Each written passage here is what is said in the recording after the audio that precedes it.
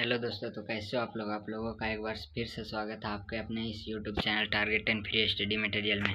अगर आप हमारे चैनल पर पहली बार आए हैं तो हमारे चैनल को वैसे सब्सक्राइब कर लें और घंटी को भी दबा दें ताकि इस प्रकार का वीडियो का नोटिफिकेशन आपको मिलता रहे।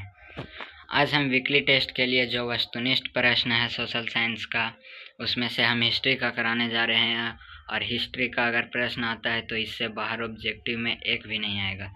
तो चलिए हम पहला प्रश्न से शुरू करते हैं आज। तो हमारा पहला प्रश्न है, 1923 में विश्व को पूंजी देने वाला और विश्व का सबसे बड़ा कर्जदार राष्ट्र कौन था? तो जो 1923 था ना, उस समय विश्व में सबसे बड़ा कर्जदार था वो था अमेरिका। लेकिन अमेरिका अमीर था और द्वितीय विश्व युद्ध हुआ जिसके चलते हुए वह सबसे बड़ा कर्जदार बन गया। पहले पूंजीवादी था फिर कर्जदार बन गया। अगला क्वेश्चन देखते हैं, वैश्वीकरण आज मुख्य रूप से संदर्भित करता है। तो वैश्वीकरण जो है वो एक आर्थिक प्रणाली जो पिछले 50 वर्षों में उभरी है। इस पे हम अगला क्वेश्चन देखते हैं, क्वेश्चन नंबर 3 को। हमारा क्वेश्चन नंबर 3 है, कॉर्न कानून किस देश में पारित किया गया था? तो जो कॉर्न कानून था ये आप लोगों को पता ही होगा, ब्रिटेन में पारित किया गया था कॉर्न कानून। क्वेश्चन नंबर 4 को हम लोग देख लेते हैं। क्वेश्चन नंबर 4 है, 1880 के आसपास निर्यात में सूती कपड़े का प्रतिशत कितना था? जो 1800 था ना, उसके आसपास निर्यात सूती कपड़ा कितना प्रतिशत होता था? तो 1800 में लगभग 30% कपड़ा का निर्यात होता था। क्वेश्चन नंबर 5 को देख लेते हैं, निम्न में से कौन से देश मित्र राष्ट्र में थे? मित्र राष्ट्र में कौन कौन थे? तो इसको याद करने का एक ट्रिक है, प्रारूबी, यानी फ्रा से फ्रांस, रूस से रूस, ब्रि से ब्रिटेन। तो फ्रांस रूस ब्रिटेन देख लीजिए कहाँ है, फ्रांस रूस ब्रिटेन, ऑप्शन नंबर ए में। क्वेश्चन नंबर 6 की ओर बढ़ते हैं। हमारा क्वेश्चन नंबर 6 है, भारत में कैनाल कॉलोनी किस प्रांत में बनाई गई है? तो ये पंजाब में बनाई गई है। क्वेश्चन नंबर 7 को देख लेते हैं, एशिया को यूरोप और उत्तरी अफ्रीका से जोड़ने वाले मार्ग को कहा जाता है? तो इसको सिल्क मार्ग या इसी को हम लोग रेशम मार्ग भी कहते हैं। तो अगर आपके ऑप्शन में रेशम मार्ग रहता है तो आप उसे भी मार सकते हैं, वो भी इसी का दूसरा नाम है। क्वेश्चन नंबर 8 को हम लोग देख लेते हैं। क्वेश्चन नंबर 8 हमारा, वृहद उत्पादन पद्धति से बनी पहली कार का नाम क्या था? तो सही उत्तर हो जाएगा टी मॉडल।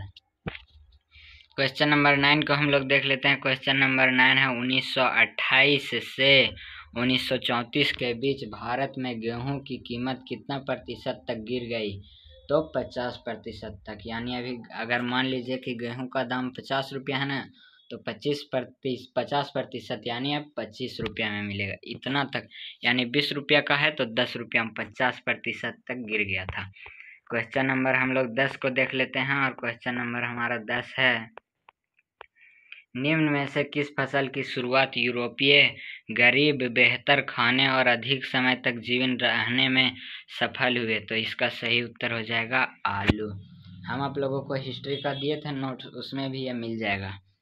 और अगर आप हमारे व्हाट्सएप ग्रुप में अभी तक नहीं जुड़े हैं तो जुड़ जाइए हमारे यूट्यूब चैनल में और वहाँ से आप सिलेक्ट कीजिए और यहाँ पे अबाउट का एक सेशन मिलता है, वहाँ पे हमारा व्हाट्सएप ग्रुप का लिंक है, वहाँ से जुड़ जाइए ताकि आप लोगों को हैंड नोट्स भी कभी कभी दिया जाता है। और हैंड नोट्स में ये था। क्वेश्चन नंबर 11 को हम लोग देख लेते हैं, होसे मेला का आयोजन कहाँ किया जाता है? तो जो होसे मेला है इसका आयोजन त्रिनिदाद में किया जाता है। क्वेश्चन नंबर 12 को हम लोग देख लेते हैं। क्वेश्चन नंबर 12, निम्न में से कौन सा ब्रिटेन वुड्स के जुड़वा संतानें हैं? तो इसका सही उत्तर हो जाएगा 2 अंतरराष्ट्रीय बैंक, IMF और world bank, option B. Question number हम 13 को देख लेते हैं। क्वेश्चन नंबर 13 है, वृहद उत्पादन व्यवस्था किस देश में आरंभ की गई थी? तो जो वृहद ये था अमेरिका में।